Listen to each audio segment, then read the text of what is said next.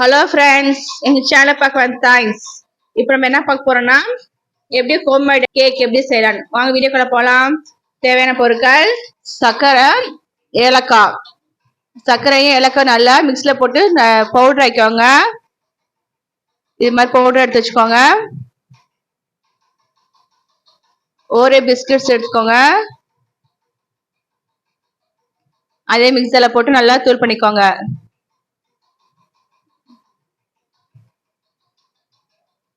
இதை பார்த்து தான் ட்ரான்ஸ்ஃபர் பண்ணிக்கோங்க. பவுடர் சுகர், ஓரே பிஸ்கட்ஸ் தூள் பண்ணி வச்சுக்கோங்க. முட்டை,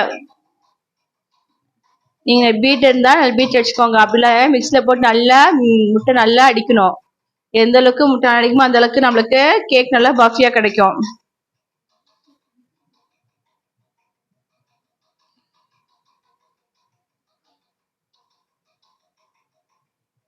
ஒரு நல்லா மிக்ஸர் நல்லா போட்டு நல்லா அடிச்சுக்கோங்க. நல்லா பஃப் நல்லா வரணும். நல்லா இன்னும் அடிச்சுக்கோ. நல்லா எந்த அளவுக்கு நம்ம முட்டை அடிக்கணுமோ அந்த அளவுக்கு கேக் நல்லா சாஃப்டா கிடைக்கும். நல்லா பீட் பண்ற முடியாது. அப்படி இருந்துச்சுன்னா அதை வச்சு நல்லா பண்ணிக்கோங்க. கையில பண்ணுறத மிக்சர்ல போட்டா இன்னும் நல்லா சாஃப்டா கிடைக்கும் நம்மளுக்கு cake. Baking soda, baking powder 2 spoon, baking soda 1/2 teaspoon,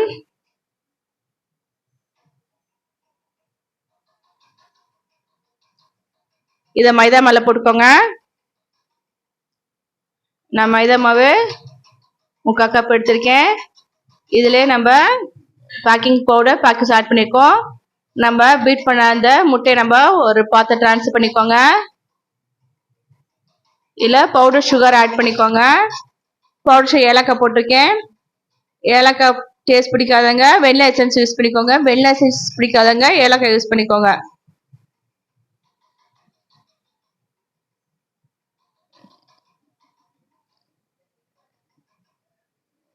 powder sugar நல்லா நல்லா கரைச்சிடணும்.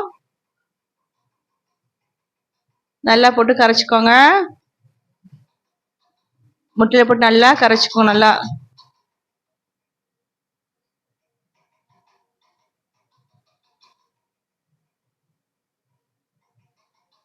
மிக்சியில் போட்டு திரும்பி நீங்க பீட் பண்ணாலும் ஆட் பண்ணிக்கலாம். ஆயில் ஊற்றிக்கோங்க.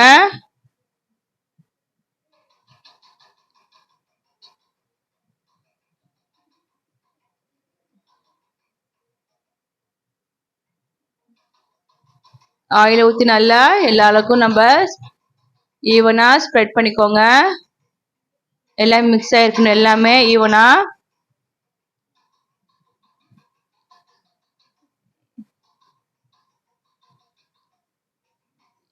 இன்னும் கொஞ்சம் கூட ஆயில் யூஸ் பண்ணிக்கோங்க. இல்லை நீங்க பட்டர் யூஸ் பண்ணலாம், பட்டர் யூஸ் பண்ணிக்கோங்க. பட்டர் வந்து மெல்ட்டா இருக்கணும். அது மாதிரி சூடு இருக்கக்கூடாது. அப்புறமேட்டு மைதா மாவு, baking powder, baking soda use பண்ணிருக்கேன். அதை போட்டுக்கோங்க. ஒரே பிஸ்கட்ஸ் தூள் பண்ணிருக்கேன், அதையும் மிக்ஸ் பண்ணிக்கோங்க. அப்படி இல்லாதங்க கொக்கோ பவுடர் கூட நீங்க ஆட் பண்ணிக்கலாம். சாக்லேட் ஃபிளேவர் கிடைக்கும். இல்லை எனக்கு எதுவும் ஒரே பிஸ்கட் வேணா, கொக்கோ பவுடர் வேணா, பிளெயின் நமக்கு பிளெயின் கேக் மாதிரி நம்மளுக்கு கிடைக்கும். அதனால யூஸ் பண்ணிக்கலாம். நீங்க நல்லா போட்டு மிக்ஸ் பண்ணிக்கோங்க. சாஃப்டா தான் ஹேண்டில் பண்ணணும். ரொம்ப டஃப்பா ரொம்ப டைட்டாலாம் பண்ணக்கூடாது. எல்லா இடத்துலையும் ஈவனா ஸ்ப்ரெட் பண்ணிக்கணும். ஓரியோ பிஸ்கட் போட்டோம்னா உங்களுக்கு இந்த கலர்ஸ் இருக்கு. இல்லை வேண்டாம்னாலும் நீங்கள் அவாய்ட் பண்ணிக்கலாம். இல்லை கொக்கோ பவுடர் ஆட் பண்ணாலும் ஆட் பண்ணிக்கலாம். நீங்கள் இந்த இதில் பேட்டர் வந்து இப்படி இருக்கணும். ரொம்ப கெட்டியாகவும் இருக்கக்கூடாது, ரொம்ப தண்ணியாகவும் இருக்கக்கூடாது. இது மாதிரி ஈவனா எல்லாத்துலேயும் இருக்கணும். அதே மாதிரி கட்டி இது லம்ஸ் எது இருக்கக்கூடாது, கட்டிலாம் இருக்கணும். அது மாதிரி இல்லாமல் பார்த்துக்கோங்க. நம்ம ஊற்ற போகிற பேட்டர் இருக்கு இல்லையா, அதில் நம்ம ஆயில் நெய் தடிக்கோங்க. நெய் தடிவிட்டு மைதா மாவு போட்டு, இல்லை எந்த நீங்கள் ஃப்ளோர்ஸ்லாம் இப்போ பவுடர்னு யூஸ் பண்ணிக்கலாம். இது வந்து அள்ளு பிடிக்காம இருக்கிறதுக்காக நான் போட்டிருக்கேன். ஃபுல்லா பார்த்து ஃபுல்லா நெய் ஸ்ப்ரெட் பண்ணிக்கோங்க. ஸ்ப்ரெட் பண்ணிட்டு எல்லா சைடும் ஈவனா இந்த மைதா மாவு ஃபுல்லா போட்டிங்கன்னா உங்களுக்கு வந்து கேக் வந்து அள்ள பிடிக்காது. இல்ல பட்டர் பேப்பர் யூஸ் பண்ணாலும் யூஸ் பண்ணிக்கலாம். இந்த பேட்டர் நம்ம இந்த பாத்திரத்துல ஊத்திக்கோங்க. நீங்க வச்சிருக்க மாவோட பாத்திரம் வந்து அகலமா இருக்கணும் பாத்திரம். ஏன்னா வெந்து மேல வரும். அதெல்லாம் அது மாதிரி பாத்திரத்தை நீங்க யூஸ் பண்ணிக்கோங்க. எப்பயும் பிளெயின் பாத்திரம் தான் ரொம்ப நல்லா இருக்கும். அந்த ஏர்லாம் இல்லாம தட்டி விட்டு எடுத்துருங்க. இந்த மாதிரி இருக்கணும். நான் முந்திரி போட்டுக்கிறேன். நீங்க எந்த வேணா போடலாம். பாதாம் கூட போட்டு ஆட் பண்ணிக்கலாம். இல்ல டூட்டி ஃப்ரூட்டி ஆட் பண்ணிக்கலாம். எது வேணா நம்ம ஆட் பண்ணிக்கலாம். க்ரஷ் பண்ணி போட்டுக்கோங்க. உங்களுக்கு எந்த நட்ஸ் வேணாலும் யூஸ் பண்ணலாம். டூட்டி ஃப்ரூட்டி யூஸ் பண்ணலாம். அதே மாதிரி நான் சட்னி பாத்திரம் வச்சிருக்கேன். இதுக்கெல்லாம் நான் சின்ன தட்டு வச்சிருக்கேன். ஏன்னா ரொம்ப அள்ள பிடிக்கும். டேரக்டா வச்சோம்னா நம்ம அள்ள பிடிக்கும். இதில் எதுவுமே போடல. நீங்க உப்பு ஆட் பண்ணா கூட ஆட் பண்ணிக்கலாம். நான் எதுவுமே வைக்கல. பாருங்க, ஒரு ஸ்பூன் தட்டு வச்சிருக்கேன். இதுல நான் இந்த பாத்திரத்தை வச்சிருக்கேன். கேக் பேட்டர் மாவு வச்சிருக்கேன். ஏற்கனவே சூடுல இருக்கணும். அப்புறம் தான் இதெல்லாம் மூடி வச்சுக்கேன் டைட்டா. கிட்டத்தட்ட 45 மினிட்ஸ் இருக்கணும். 45 மினிட்ஸ்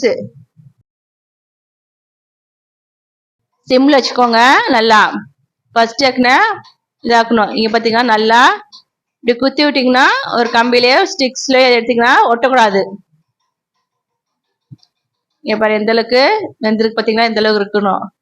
எந்த அளவுக்கு நல்லா பஃபியா இருக்கு பாத்தீங்களா? சாஃப்டா இருக்கும். இங்க பாத்தீங்களா? ஒட்டாம இருந்துச்சுன்னா கேக் நல்லா வந்திருக்குன்னு அர்த்தம். இது ஆறுனதுக்கு அப்புறம் தான் நம்ம எடுக்கணும். அதெல்லாம் வெயிட் பண்ணி எடுத்தீங்கன்னா உங்களுக்கு கிடைக்கும் ஈஸியா. எந்த அளவுக்கு நல்லா இருக்கு பாத்தீங்களா? இது ஓவனே இல்லாம நம்ம வீட்லயே நம்ம செய்யலாம். நல்லா ஆறுனதுக்கு அப்புறம் கத்தி எடுத்து சுத்தி எடுத்துருங்க. ஒரு பிளேட் வச்சு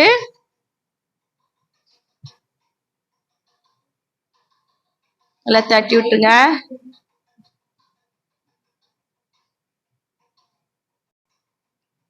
இதே பார்த்தீங்க சாஃப்டா இருக்கு கேக் நம்மளுக்கு.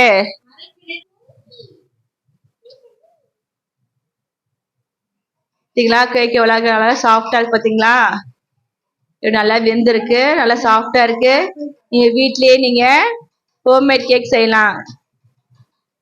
இந்த கேக்ல நிறைய வெரைட்டிஸ் ஆட் பண்ணலாம். சாக்லேட் ஃபிளேவர்ஸ் எல்லாமே ஆட் பண்ணலாம். கப் கேக்கு செய்யலாம். கேக்குன்னு பேரு நிறைய வெரைட்டிஸ் நிறைய இருக்கு, நிறைய பண்ணலாம். இது வீட்லயே நம்ம ஓவன் இல்லாம எதுவுமே இல்லாம வீட்லயே இது செய்யலாம் ஈஸியா. ட்ரை பண்ணுங்க. சுவையான ஹோம்மேட் கேக் ரெடி. பிடிச்சதை லைக் பண்ணுங்க, ஷேர் பண்ணுங்க, கமெண்ட் பண்ணுங்க, மறக்காம சப்ஸ்கிரைப் பண்ணுங்க. தேங்க்ஸ் ஃபார் வாட்சிங். நல்லா சாப்பிடுங்க, நல்லதே சாப்பிடுங்க.